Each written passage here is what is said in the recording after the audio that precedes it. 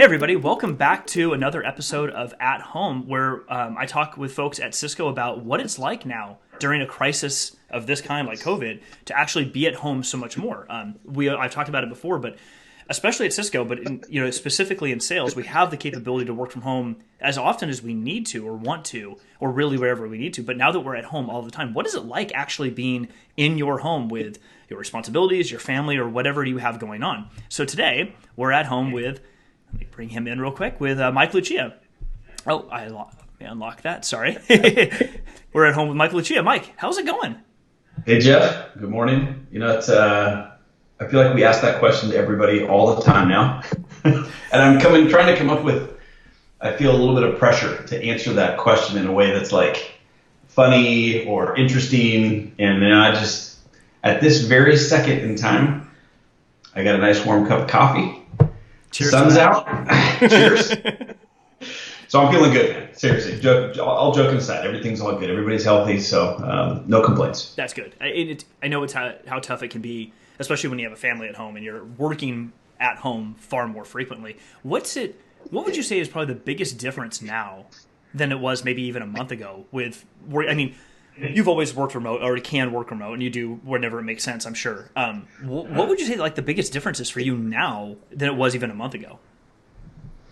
Yeah, I think it's probably the same thing that a lot of us are feeling, which is like, even though we had the option to work from home before, you could still draw a line in between work and home life. And those lines now have been completely done away with. I mean, they're so meshed and blurred together that working from home, but so is everybody else. Like my wife's home, all the kids are home, like we are all home. And so I think like the boundaries that we've had, I think like comfortably before, where it's like, okay, I'm going to work, I can just focus on that for the most part, are pretty much gone. And we just have to adapt to like being okay with the home life coming into the work life a little bit more and not letting it stress you out. Because that's what I struggled with, to be honest. Yeah. I mean, when you say stress you out and kind of that balance, I've been trying to kind of think of it in the metaphor for myself anyway, of like trying to find a rhythm, because that whole idea of balance, when we think about it, it's so tough to like, well, I'll work for an hour and then do the kid thing for an hour or whatever the responsibilities are. And then this other thing, but it's like, that's not reality. Like it doesn't just work that way where I'll go in here for 2 hours. You got this, then we'll switch. It sounds amazing, but it doesn't really work that way usually. What would you say, like, has there been like one thing you guys have been able to do in your home that like try to find that rhythm a little bit? Yeah, like you said, we've had to kind of just find a routine. And I think we've done a pretty good job with it. But, my personal thing that we got going on here, just the age of our kids. So I got 2 that are in school and then 1 that's a preschooler. And so she doesn't have any curriculum or anything that's going on. And then even the other 2 that are in school, like their curriculum is different. They're 2 years apart. And so the 3rd grader versus the 1st grader, like the 3rd grader's got more work. And so she needs more attention for a longer period of time. Our 1st grader gets done usually like halfway through the day, but then our preschooler has nothing to do all day. Oh, yeah. So, like, what we've been trying to figure out as a routine to like try to keep them all occupied as much as possible. But then what's worked for us is I do try to take a break as much as I can, like midday, go downstairs, have lunch, hang out for a little bit, try to give my wife a little bit of a break. And then I try to get like at the end of the day, then I'll go take the kids. We'll go as a family sometimes, but take a walk or try to get them outside or something like that. But it's hard, as you know, because it's not like our schedule slowed down at work. Mm-mm. I mean, it's like your schedule, you could still have it all day where you could just have stuff crammed in.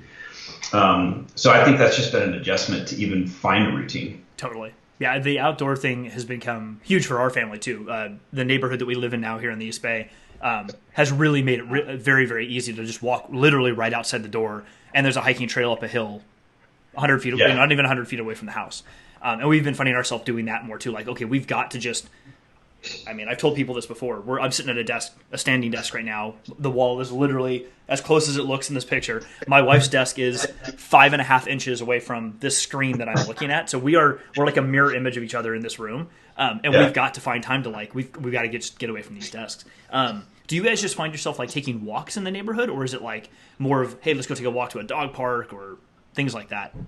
Yeah, kind of like what you said. I mean, I think we're so fortunate to be able to like live where we do, where some of the stuff we've taken for granted before, we're like rediscovering, which is really cool. I mean, I've lived here in the East Bay like my entire life, and just having Mount Diablo as close as it is. Oh yeah. And with everything else so closed down, like there's very limited options. Not even the state parks and stuff are closed down, but there's still a couple trailheads that we can like pop on that are somewhat secluded. Yeah. And so for the most part, we'll just go around the neighborhood, just get the kids on scooters and do that kind of thing. Mm-hmm. But when we get a little bit more time, like on the weekends and stuff, we've gone on a couple hikes. It's been amazing. Almost you feel like you're in almost like another world, like another state.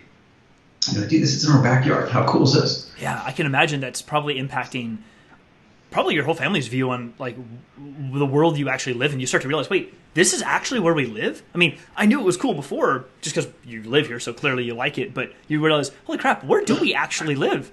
You start to get to explore things you never really knew were there in a lot of cases. You know what? It still requires like work though. I gotta be honest. Like when I'm like the easy thing to do is just, all right, I'm done with work. The kids are done with school. Like Janine's exhausted from doing all the homeschool stuff with the kids. I'm exhausted from being on work calls like nonstop, just emotionally. It just kind of gets exhausting. So the easy thing to do is like I want to sit down and watch TV and then put the kids on an iPad or like do something else and just check out kind of what I want to do. But we got to kind of push ourselves a little bit too. Like, no, we're going to put that stuff away and we're going to go get outside and like force ourselves to kind of, get outdoors. Yeah, I mean, I think to be fair to most people out there, it is totally okay that like there are times where it's like, kids, just sit down and stare at a screen for a few minutes. Mom and daddy just need to sit back and just turn our brains off for a little bit. That is totally okay. But don't get me wrong, we have plenty of that in the mix. Absolutely.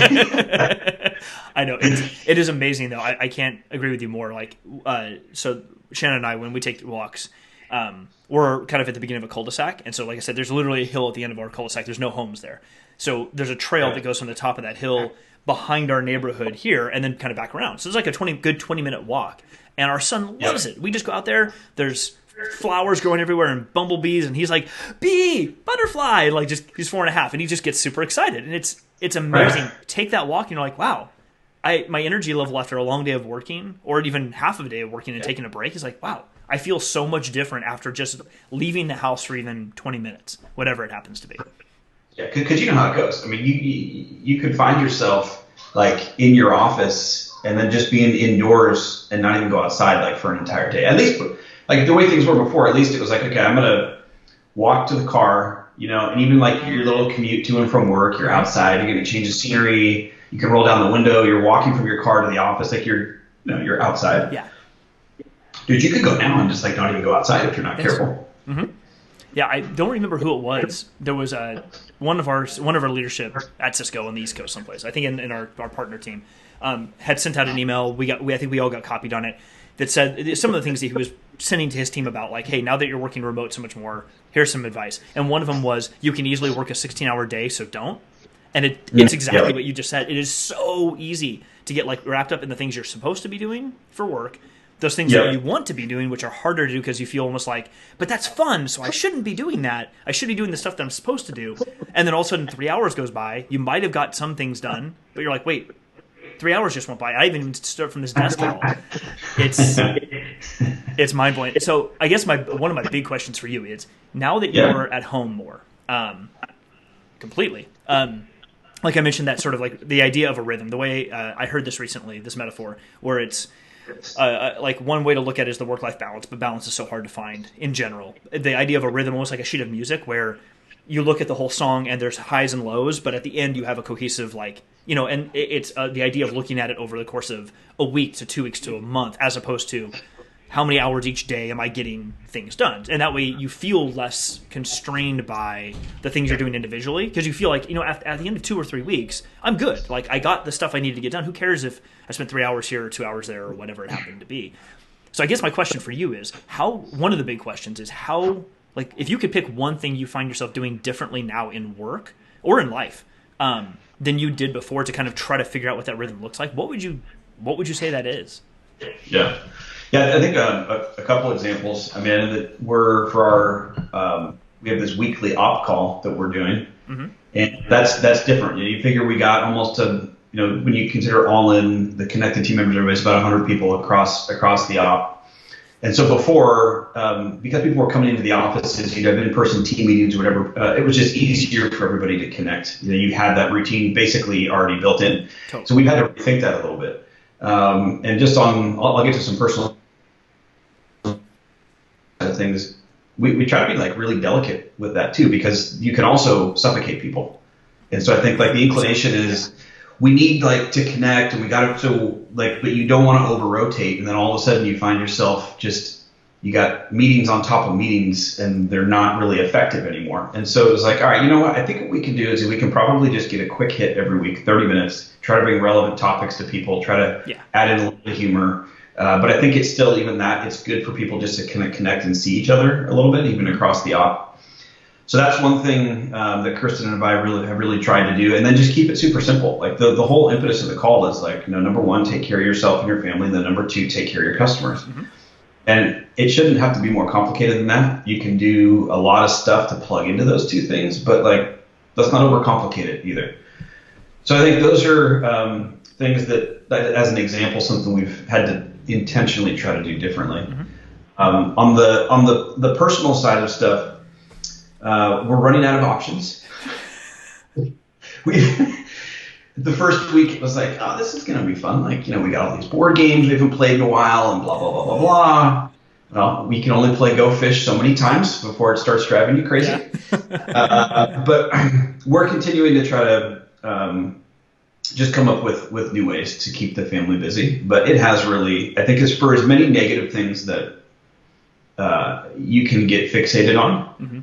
There's been some just awesome stuff that's come out of this whole thing for me on both the professional and the personal front. And so I'm trying to, remind myself of those things as much as I can, just to stay in a good state of mind. Yeah, that makes sense. It's tough.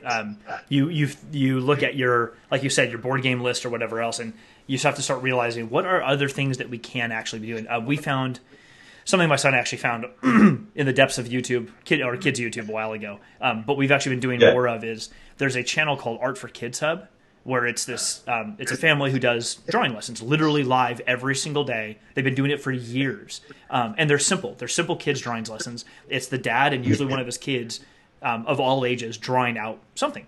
I don't know, something really easy. And my son absolutely loves it. So we'll try to do like a 10-minute drawing session at least twice a day. Like, okay, what do you want to draw right now? He's like fixated on Star Wars and Lord of the Rings. Okay. So he picks something random. Or like, all right, great. Go just pull up an Apple TV. He's got a little drawing table and we get some pieces of paper. He just, as long as my wife or I are there drawing something with him, he gets so excited. Because he's like, because they reinforce in the show for the kids that even if your drawings are different than theirs, they're always reinforcing what's it all about. And his kids on the show are always saying it's all about having fun. And it's like reinforcing for your kids that it doesn't matter if you look different or this thing looks different. You're just having a good time. And things like that where we take a break for 10 minutes and draw something with him. Usually, my wife said this so plainly that she's like, you know what? When we fight it and we're like, I got to get work done. Rye, can you just sit over here? It's so hard. But when you're like, hey, I'll just draw with you for 10 minutes. And all of a sudden he's like, great. And he wants to go play by himself. And then, oh, that was easy.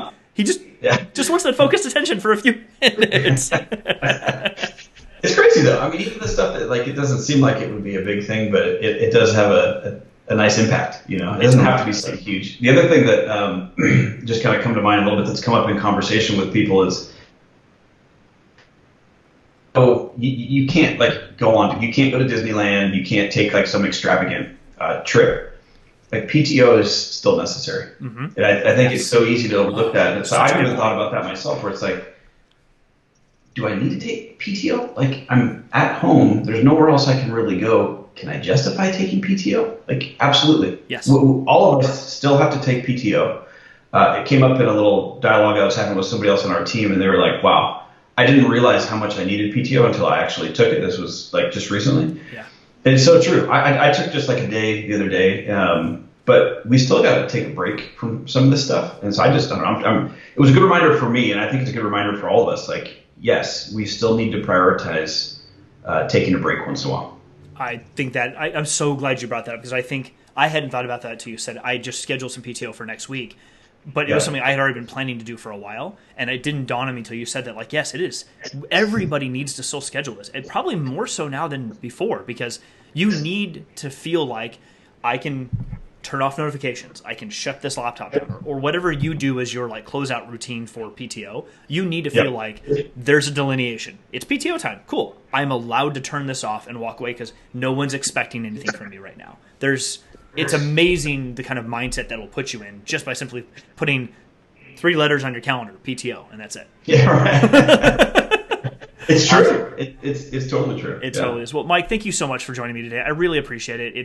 It's always, I think, interesting to talk to anybody else in people leadership or other roles about how things are different and how everyone's trying to find that rhythm in what they do every day. So I really appreciate it. Thank you. Absolutely. Thank you for putting this series together. Yeah, and totally. it's cool to just even be able to like see people's home offices, and just like see kind of the human side of some of this stuff. So I appreciate it, man. Thanks for doing absolutely. Well, everybody, thank you so much for joining us today. I really appreciate it, and look forward next week to another episode of At Home. We'll see you later. Bye, guys.